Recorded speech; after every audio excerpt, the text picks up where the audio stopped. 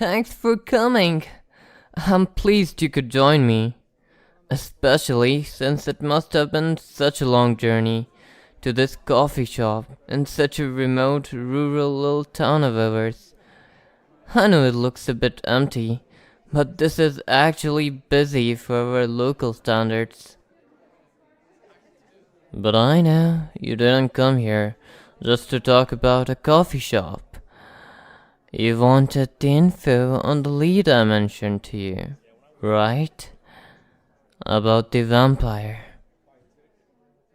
Now, just to make sure again, you are serious, aren't you? When I first got wind of you, I heard that you're some self-proclaimed vampire hunter guy. It is very hard to take you at face value when you hear things like that. Anyone would assume you're just some sort of role player, especially with how popular vampires are. Well, you'll just have to overlook my skepticism for now. Fortunately for you, I know that vampires do exist. I have seen them. That's why I was able to take you seriously. Well, at least somewhat seriously. The thing is, vampires are very powerful. And however powerful you think they are, they're even more powerful than that.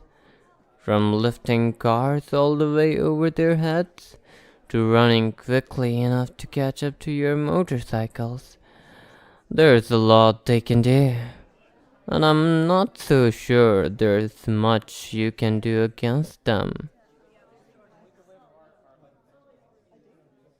You have to try anyway? You're not a very good vampire hunter, are you? Seriously? What are you going to do? Say for an instance, I was a vampire. What would you do against me? How would you stop me? Do you have some sort of magic bullet? Some sort of holy water and a water gun or something?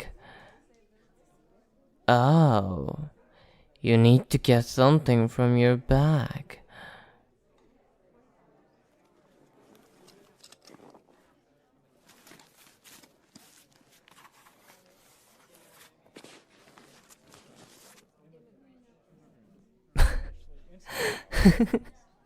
That's it? That little thing? A crossbow that shoots a wooden stake? I can't believe it, you barely even sharpened the stake. It's so dull. Saying you're not a very good vampire hunter was a bit of an understatement.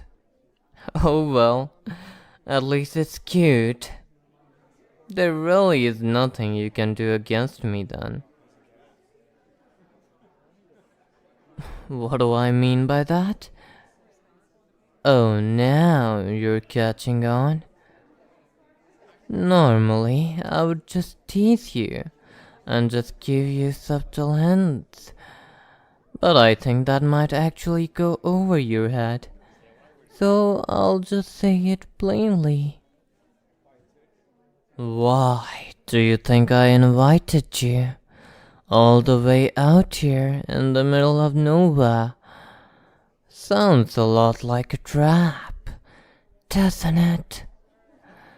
Like a trap a vampire would pull. I had assumed you were just coming along anyway, knowing it was a trap, with some sort of ace up your sleeve. But it seems like you actually are just clueless. If you haven't caught along yet, yes, I am a vampire. Look at you freeze up. What happened to all that? I have to try anyway. Talk earlier. You're adorable. Oh, do you think I'm not going to do anything to you? Because we're in public and I'm unarmed. Oh, you poor, poor thing. You really underestimate me.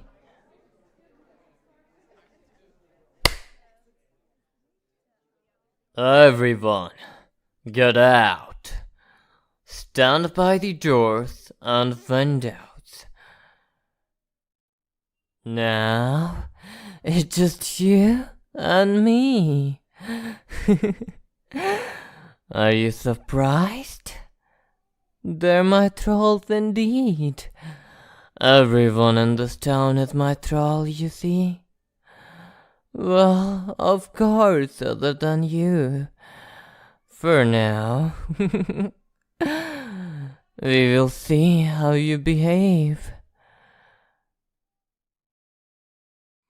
Oh, excuse my behavior for now. I got a little too excited.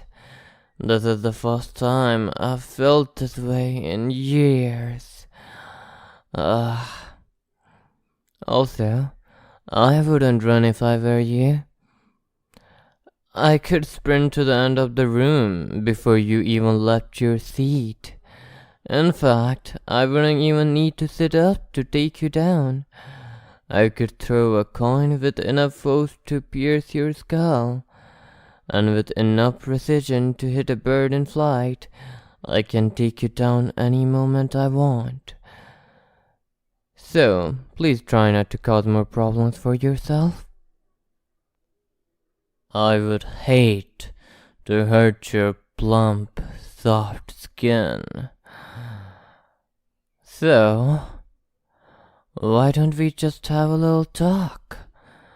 It's been so long since I've had some good company to talk to. The trolls aren't very interesting. Nothing in this sleepy little hamlet is, other than you. It just so happens that I've known about you for far longer than just before I contacted you. A vampire has to look out for their own safety after all. I might be immortal, but you don't live for as long as I do without keeping tabs on all potential threats. And I suppose maybe you kinda count as a threat? Well, not really. You've proven yourself to be toothless. It's actually quite charming. It's so nostalgic. There aren't any vampire hunters these days. No one believes in us anymore, much to their detriment. I think you might be the only one. You're intriguing. I haven't had any real entertainment in decades. Fighting vampire hunters was the only real spice in my life. But they're all gone now. Except for you. You remind me of the time my life actually had some thrill in it. Well, it is true that you're not a particularly skilled vampire hunter, but it adds to the nostalgia. Well, the other hunters weren't especially competent either. They kept buying scammed holy water from stupid merchants and kept on dying. And it's because of nostalgia that the highlight of my lonely nights was all about watching you and stalking you. Watching you go about on your day, scouring the internet insufficiently for leads on vampires, going to all the wrong websites, asking questions to all the wrong people. It was absolutely adorable. Not that I was stalking you in a romantic way. I can assure you that much. Just in a tactical sort of way. To keep an eye on you, to see what ways you might be able to threaten me. I promise, really. That aside, I have taken an interest in you. Bask in the honor. So without further ado, here, take my hand. We'll be going to my estate, and I'm sure, even if it was next door, you'd get lost without me holding your hand.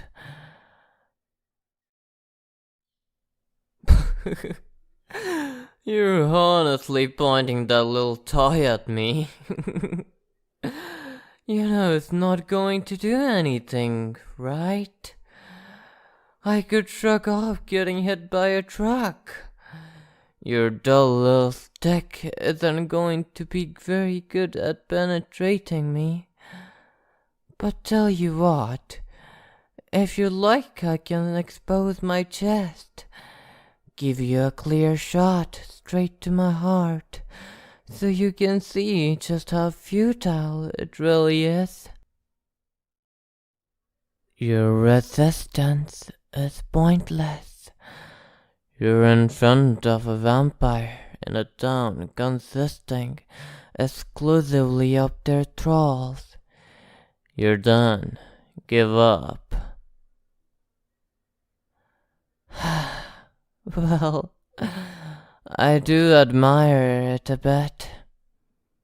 Well, you're willing to throw your life away facing me. But what about your loved ones? Your friends and family? That's right. I've been watching you this entire time. I know everything about you. I know who you spend your time with, who you talk to, who you laugh at. And oh, I really hate it when you talk and laugh with others. So it wouldn't really be much of an issue for me if I removed them from the picture. And if you refused me, if you rejected my kind and generous offer to take you in, well, to be honest, it's a demand. But if you rejected me, I wonder just how far my retaliation would reach.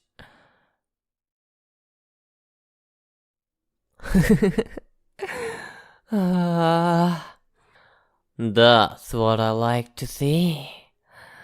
The sight of you putting your hands up in surrender. It makes me want to bite down on your neck right now. I think I'll have to restrain myself there. Right now I'm eager enough to crush it. I wouldn't want you dying on me. You're going to give me so much entertainment, after all.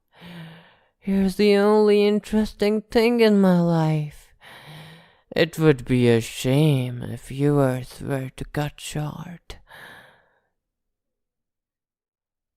Which reminds me, your pitiful, short human lifespan might be a bit of an issue. I suppose I'll have to turn you into one of my kind. Maybe, if you behave enough, I'll consider it. In fact, if you behave enough, I might even let you see your loved ones. I could keep them here as my thralls. But enough about that. We should head home now. I know it's just about time for you to watch your favorite show. And I will give you the privilege of watching it with me.